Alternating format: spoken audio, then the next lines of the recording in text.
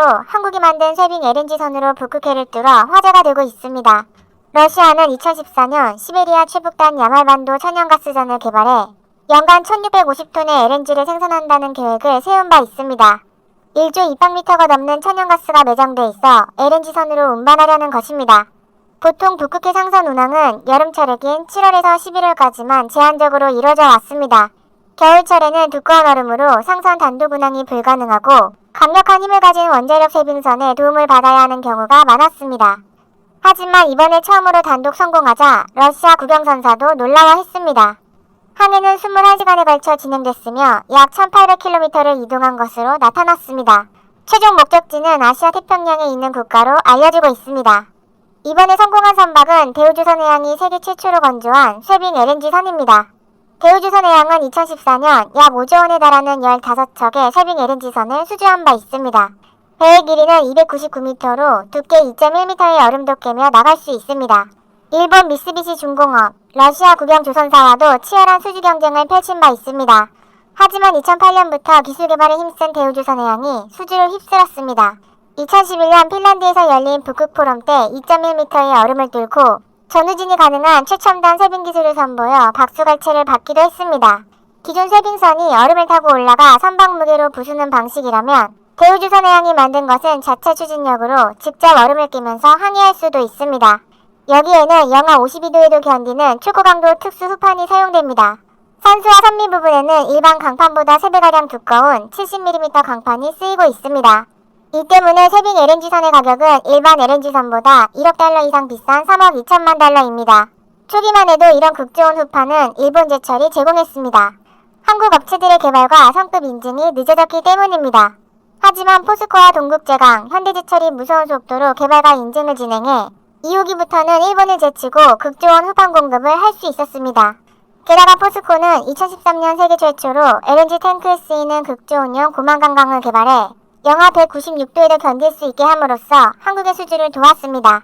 결국 개발이 성공한 대우조선해양은 2016년 쇄빙 LNG선을 최초로 진수했습니다. 해당 선박은 2017년 6월 푸틴 대통령이 참석한 자리에서 명명식까지 진행됐습니다.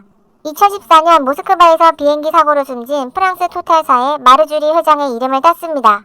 그는 야말 프로젝트 초반부터 러시아 노바텍사와 함께 기반을 다진 인물입니다. 그런데 당시 발주에 참여한 해운사 중에는 일본 미치이 상선도 슬쩍 끼어 있었습니다. 작년 8월 북극권에서 생산된 LNG를 처음으로 일본에 운반한 것도 대우조선해양이 만든 쇄빙선입니다. 야말 5호 블라디미르 루사노프로 불리며 상선 미치이가 운영하고 있습니다. 2018년 1월 문 대통령이 대우조선해양을 방문했을 때 백호동을 울렸던 바로 그 배입니다. 한국 쇄빙선 능력이 검증되자 작년에도 놀라운 일이 벌어졌습니다. 6월 대우조선해양은 LNG 환적 설비 2척을 9천억 원에 수주했습니다. 그리고 10월에는 유럽지역 선사로부터 2조 원에 달하는 쇄빙 LNG선 총 6척을 수주했습니다. 그런데 6척에 대한 용선처를 알아봤더니 이번에도 일본 미치이 상선이었습니다. 30년 대선 계약을 체결해 일본 등으로 LNG를 운반하기로 한 것입니다. 미치이 상선은 몇 번이나 일본에서 만든 배로 사고가 났기에 한국 배도 마다하지 않고 있습니다. 게다가 작년 11월에는 삼성중공업마저 2조 8천억 규모의 쇄빙 LNG선 공급 계약을 따내 창사 이래 최대 성과를 올리기도 했습니다. 이번 프로젝트는 러시아가 새롭게 추진 중인 아크틱2 프로젝트와 관련이 있습니다. 제2의 야말 프로젝트로 알려져 있는 아크틱2 사업은 2022년을 목표로 연간 1980만 톤의 천연가스를 생산하는 사업입니다. 최근 LNG 가격이 작년 대비 10배 이상으로 상승하며 사업은 더욱 가속도를 보이고 있습니다. 북극 지역은 전세계 천연가스의 30%, 석유의 13%가 매장되어 있어 발전 가능성이 무궁무진한 지역입니다. 북극해 항로는 수에즈 운하를 이용할 때보다 최대 14일이나 단축할 수 있습니다.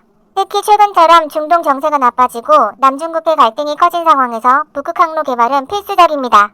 이 때문에 강대국들은 북극해를 차지하기 위한 쇄빙선 건조에 열을 올리고 있습니다. 러시아는 현재 46척 이상의 쇄빙선을 보유하고 있으며 핵추진 쇄빙선도 4척을 보유하하고 있습니다. 그럼에도 2035년까지 최소 13척의 대형 쇄빙선을 만들 계획을 세우고 있습니다. 최근 개발한 핵추진 쇄빙선도 2.8m의 얼음을 깰 수 있습니다. 하지만 정작 중요한 LNG 쇄빙선은 만들지 못하는 상황입니다. 미국도 현재 보유한 쇄빙선이 대형 한 척과 중형 한 척뿐이라 2029년까지 최소 3척의 대형 쇄빙선 건조 계획을 세우고 있습니다.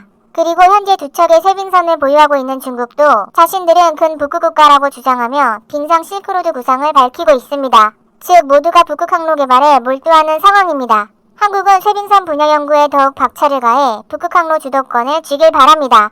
좋아요와 구독 알림 설정은 컨텐츠 제작에 큰 힘이 됩니다. 지금까지 메가